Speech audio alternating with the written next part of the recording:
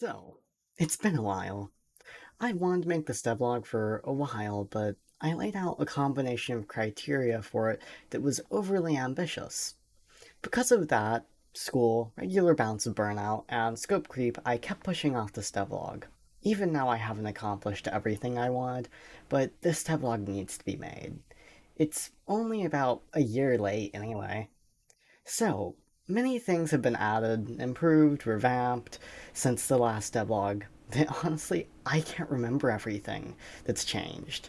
So, in this log, I'm just gonna go over the highlights.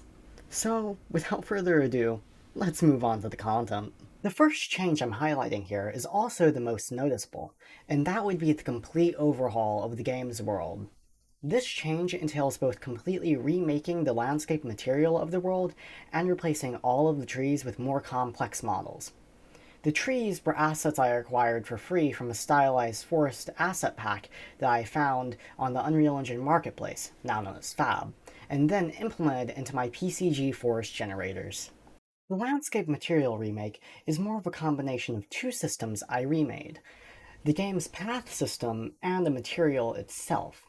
For the paths, I implemented a virtual texture-based path material created using a tutorial from a great Unreal Engine dev, Prismatica dev, and my own modifications to make it function with my game's foliage system and fit the game's context more. The actual landscape material was much more complex to create. It involved creating various different material functions so that I could pull a variety of customizable factors that could allow for the easy customization of the system that when run through the material functions and various other operations could dynamically generate the game's landscape material, allowing for a nice looking landscape material with minimal manual modification being needed outside of tweaking a few parameters. The second change is a much smaller but also very noticeable change, which is the remaking of the player character's model once again. In this iteration of the model, I decided to make it less low poly and more akin to the art style of The Legend of Zelda Breath of the Wild. Along with remaking the main body, I also added various morph targets to the model to allow for various factors such as weight, arm width, and shoulder broadness to be modified so that it can be reused for various NPCs in the game, while also allowing for NPC variety. The third change is another smaller but noticeable change, and that is the implementation of the Unreal Game Animation Sample Project's Locomotion System into the game. I did this since it provides a high-quality locomotion system for free with a minimal effort outside of properly setting it up. This, however, did require me to completely remake the player character for it to work properly, but thankfully I was able to reuse much of the code from the original player character. The fourth change was both a large and noticeable change, which was the complete recreation of the game's inventory system. The previous system, despite being functional, did not look very good visually. Due to this, I decided to remake the system from the ground up, taking it from a list-based system to a slot-based system with a much more appealing user interface. This, however, did require me to remake the game's equipment system, but in doing so, I was able to largely simplify it and for speed purposes, isolate it completely to the inventory, with the only changes to the player character being the alteration of a few variables while equipping and unequipping equipment.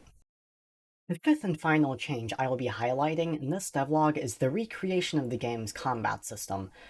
From the start of this project, I've been puzzled on how to make the game's combat system, but after experimenting a lot, I think I have finally found a system that I feel is good.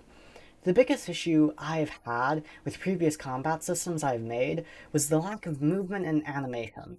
And without animation skills or motion capture technology, I've been locked into animations I can find online, none of which, for some reason, have movement. But finally, I found a remedy to this issue. What I have done to solve the animation problem is to only play the animations for attacking in the upper body, while also blending in the locomotion animations, so that when the animation plays, I can apply movement to the player character and get an animation that blends both the locomotion animations and combat animations, while also not requiring me to animate. Trust me, you do not want to see me try and animate. This came together into a combat system that I feel is good.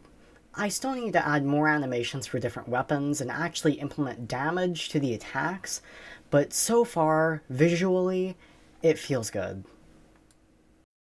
With all that said and done, I apologize once again for how long this devlog has taken.